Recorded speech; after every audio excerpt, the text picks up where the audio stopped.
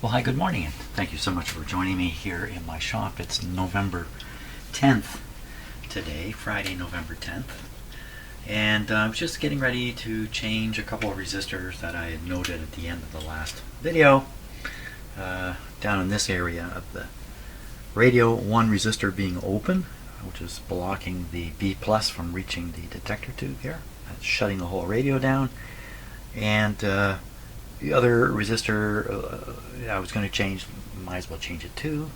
And then I checked this large resistor here, which is the cathode resistor. It's supposed to be 390 and it was in the 600s. So I'm going to change that one too. So I'm going to change all three of these resistors down there, and I started working on it. I was going to have that done before I started the camera up. But look, the camera's running and I haven't done anything yet because of some observations I've made, which I'd like to share with you. I don't really know what this all adds up to. Well, let's just take a look at things here. So the first thing I noticed, which is kind of odd, is this piece of wire right here. This piece sticking out. This is not normal factory work. They don't leave wires like this hanging out. So I think it's from this resistor. I think this resistor is a replacement. Is it possible? Well, I was going to say, is it possible this is a 600 ohm resistor somebody whipped in there? Because that's all they had. It's possible, but I remember seeing the body as orange, so it does start with 3. Yeah, I don't know. That's not factory work though. And if you look at the rest of the soldering in here, kind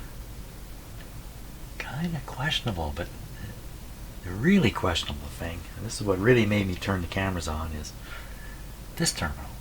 What's going on with this terminal? Unless I'm blind, looks to me like there was a wire soldered to it that's been cut. It's going nowhere. There's nothing connected to this terminal anymore. Well, how can that be? I mean, how can you do that?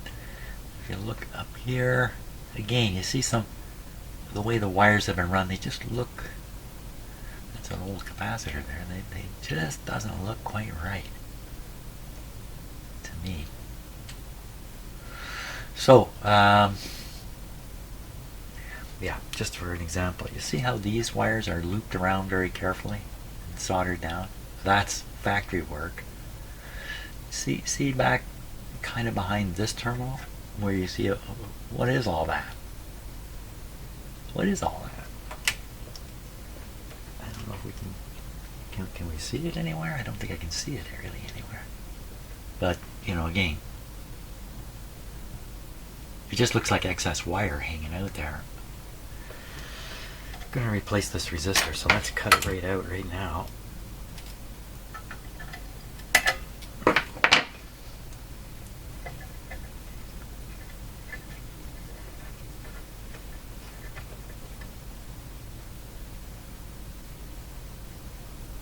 It just looks like a big pile of excess wire.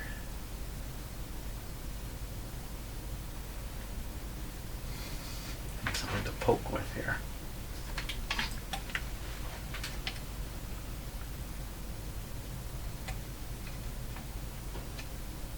Oh, it's the end of this green wire. Oh, that's weird. So it looks like they've pulled it through this connection and then over to this one to produce it, to tie these two together. And that's a common factory practice, but not to leave all this wire here. Although, curiously enough, see how it's all coiled up? It looks as if somebody on purpose kind of coiled it somehow. I don't know how you would coil it and jammed it up here. So what I'm curious about is, you know, is this stuff done by the factory, or has somebody been in here? Something weird gone on. Look at,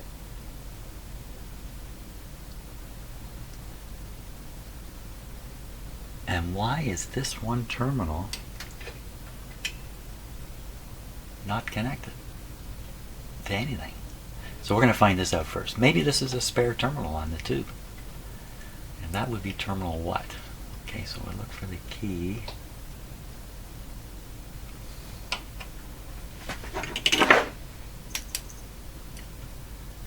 There's the key.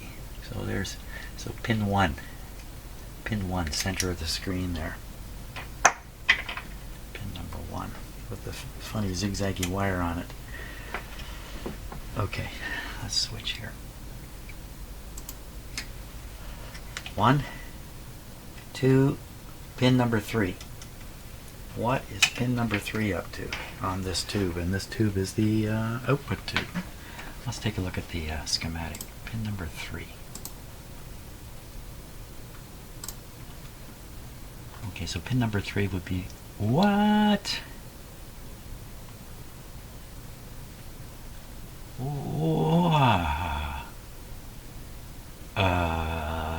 There is a spare here. These aren't from top down, are they? This would be 3 going this way. Maybe they've arranged this so you're from top down. They would usually put a note somewhere saying how they did these, but normally they're from the bottom up. You're looking at the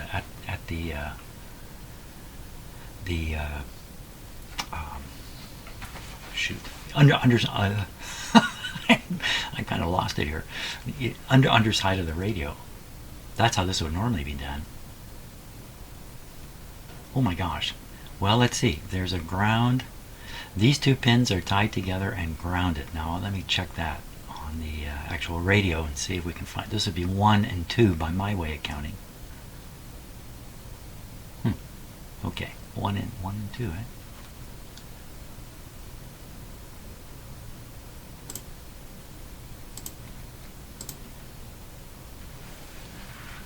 Pins 1 and 2. Okay, let's just leave that camera on there.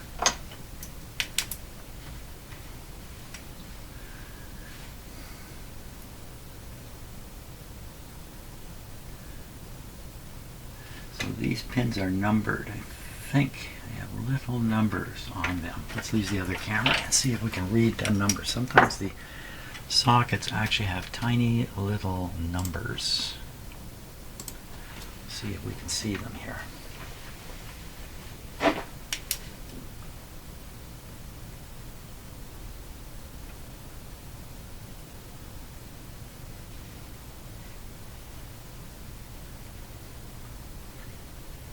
I thought I could see one, but I don't see any numbers here.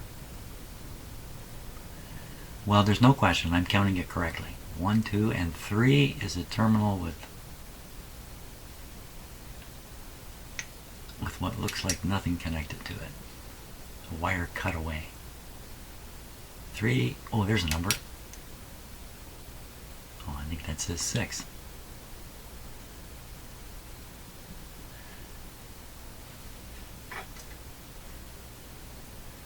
Okay, another number.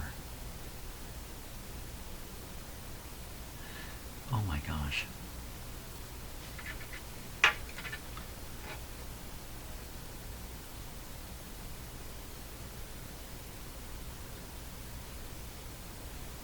Just any one of these.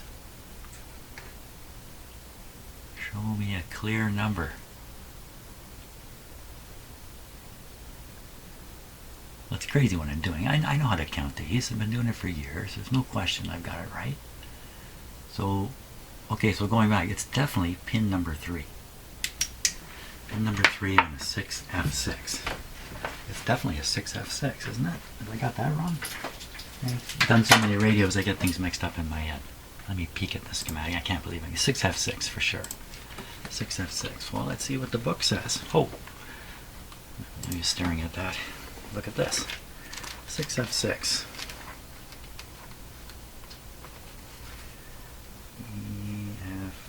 6F6.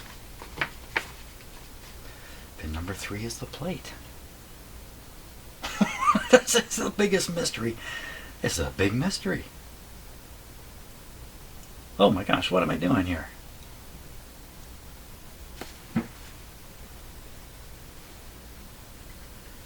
But yeah, that has to be the, oh my gosh. Okay, I'm going to stop maybe and have a little bit of coffee because how can this possibly be? Nothing connected to the plate. It must be an optical illusion here. It must be a wire hidden from view or something, or definitely an insufficient coffee density in my bloodstream. So I'll fix that part. Okay, a little bit of coffee seems to have done the trick, because under a very, very close look, there's a black wire tucked neatly coming from that terminal heading somewhere. So that's fine. Okay, so yeah, the plate is connected. Okay, mystery solved. So they have the replacement resistors here. Now this guy, I'm pretty sure this is a wire wound style of resistor. And generally you don't want to put these into the radio unless the radio's been designed for this style of resistor. Putting this in as a cathode resistor. Done it before. It's worked out fine. So I am going to put this in. And what we'd be looking for is weird oscillations or something like that coming out of the radio. Maybe because of this. Doubt it. I kind of think this is going to work no problem. And these are just these are 500 ohm resistors going to replace the 500K resistor is going to replace the 470s in here. Okay, mystery solved. Yes, this is probably a replacement. Yeah, somebody's probably fooling around in here already. I don't know for sure. I'm going to replace those resistors now. Yeah, so I just was working away here a little bit, and I said to myself, well, wait a minute. Now, I've seen the wire now that comes to the mystery terminal here, the plate terminal, but there is another cut wire there just hanging out, like there was a part there that somebody cut away. So either they've relocated the part to another place in the radio, which isn't very likely, or something's missing here. What would it be? So I'm going to look at the schematic at the plate connection, and we're going to see what kind of part might be connected there. Secretly, I've already looked. So here's the plate connection. If we look for what else might be connected, voila, C22. Now, it could be somewhere else. I don't know where else you could put it. Some distance away from here. Let's look on the layout for C22. I'm sure it's going to be right around here. So we look for C22 right around in here. There it is, C22. See, it's coming right to the plate. This capacitor appears to be missing. This wire disappears up to the speaker. So there's no opportunity to connect a capacitor in an alternate location this way. And there is no other way. So this part is missing.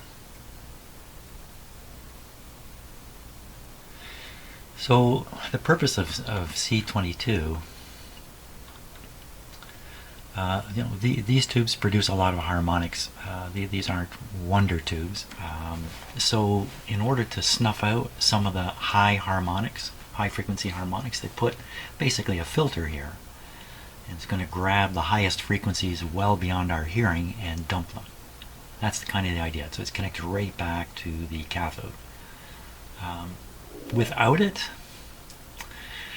I think the treble would be higher in this radio than expected, and it could be, and you'd be opening the opportunity for harmonics to make it to the speaker, which you might hear, you might not hear.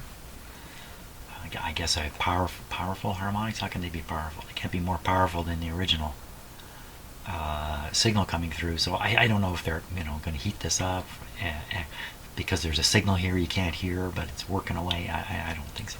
So maybe this isn't the end of the world to not have this.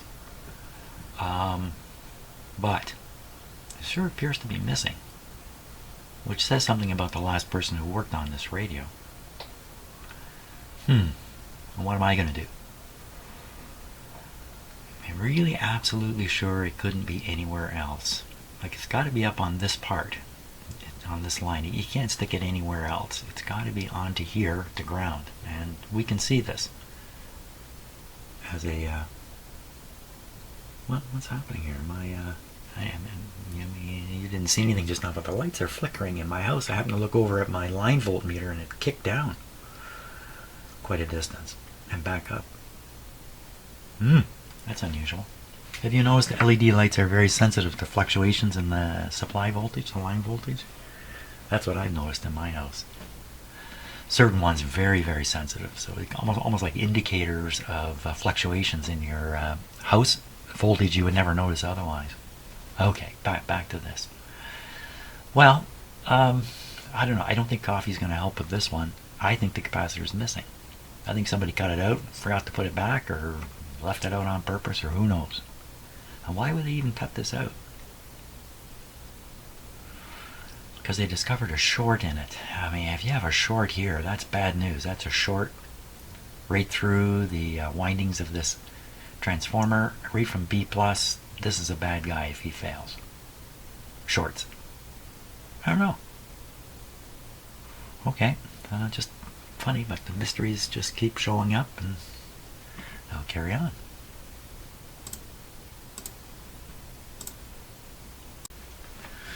Okay, I think I've checked and double-checked my work. I think it's good. I think it's time to try the radio, and maybe this time it's going to work. I just want to straighten up my bench a little bit here in case some kind of disaster ensues. So this is the original resistor. I could tell because when I was desoldering things or soldering things, I could tell that the way these connections were made, they were factory style connections. So that's the original resistor. Hey, why don't we test it and see? We'll use this guy here. So I think it was in the 600s. Watch this turn out to be 390.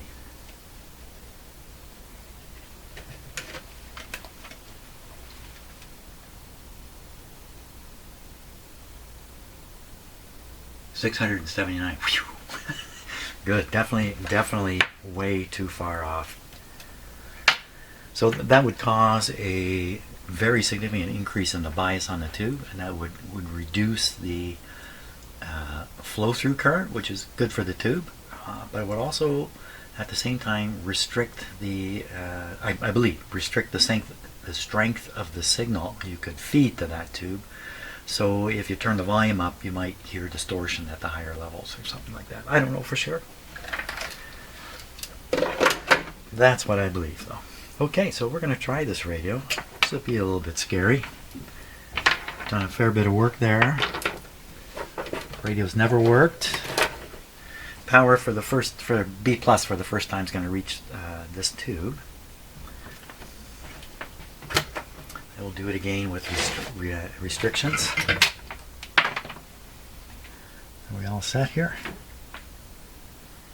I think so. Just put this here, plugged in. Switch is on, volume is low. So we might hear a big hum out of here now. Maybe the power supply is a hummer. We don't know it yet. Let's see what happens. Stepping back.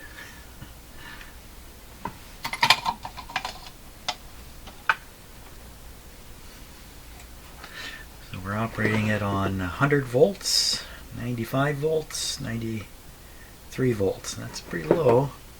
Should be enough. Got a buzz.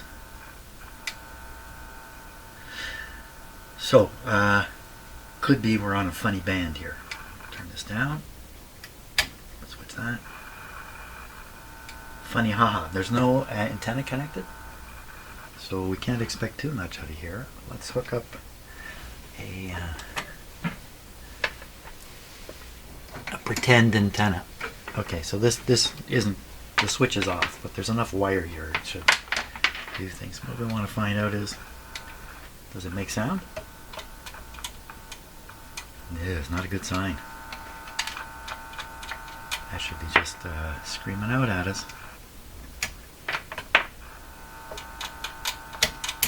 Yeah. She's in trouble. Yep. Well, it's different. We hear something different now. And what about that phono? What about the push button thing? What about all that? So I have the phono button pushed in right now. So I am going to release the phono button here. Release the phono button. Sounds exciting. I'm just going to push some other button. That's the phono one down here at the bottom. I believe. Okay, phono button is pushed out.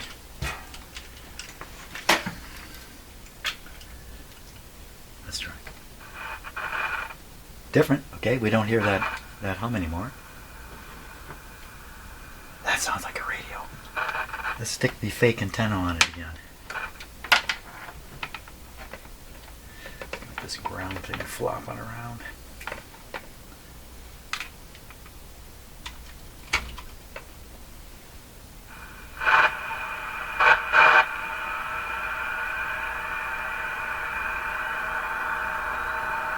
What's that?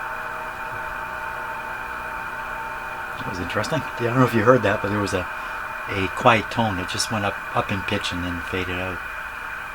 This is fading out. Where are you going? It's going away.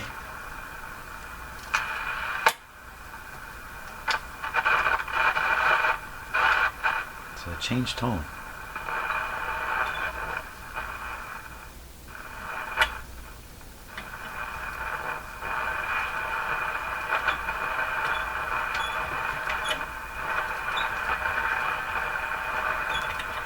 The string is overlapping here.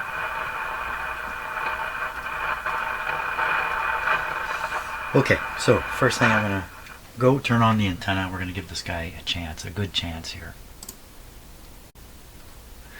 Okay, once again, we're operating only with 92 volts. I can't get it any higher right now. Not without just putting it straight on to 120 volts, which I don't want to do. 90 volts should be enough.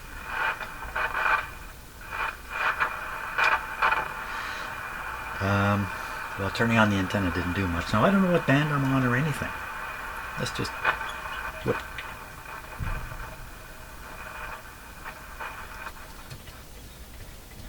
Does this happen to you? I hear noises, and I swear I can hear a voice in the noise.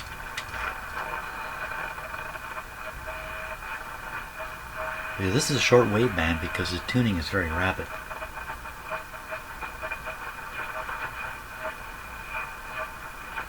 I'm just tuning successively through some kind of repetitive noise signal. So I'm pretty sure that's short wave there. Let's go. This is probably push button. Oh no. That sounds like AM.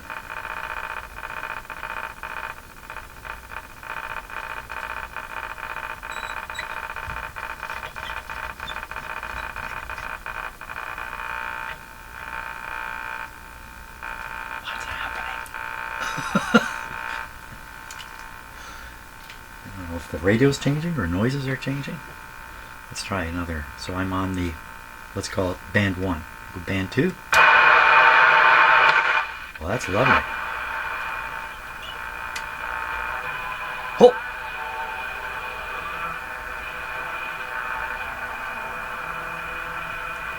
I can't play music very much, right?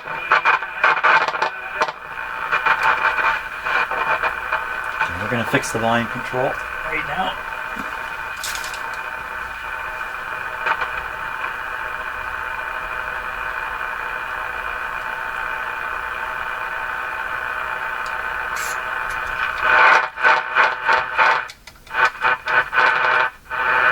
Okay. Turn it in.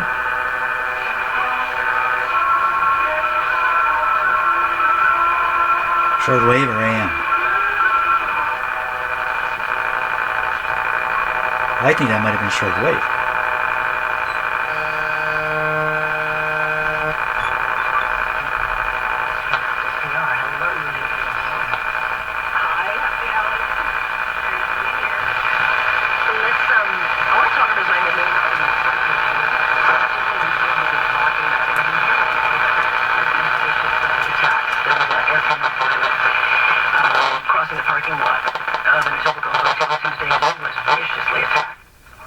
Speaker problem. I think that's a speaker problem. Of course, had been declared dangerous, and so it should have been wearing a muzzle. That wasn't the thing. Might just be the way it's just sitting here.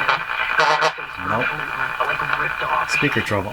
That's bad. That's how severe the attack I gotta bet this is a shortwave here. In August. And the one thing I noticed, and I'll kick this off with you, Mitzi, because you would have been in the position to make these decisions as a mayoral candidate, but how'd you stop this? Because not everyone follows the laws, not everyone puts a muzzle on. Canadians leaving Gaza in a single day, but maybe it is AM. word that the Rafah border crossing is closed again. That's got to be AM radio. 266 men, women, and children all waiting to leave the violence behind them and head to Egypt to safety before making their way to Canada are still stuck in Gaza. CBC reports the Rafah crossing has been shut down again, but we don't have... Well, once again, my new antenna arrangement is coming through beautifully and picking up stations, even with a beater radio here.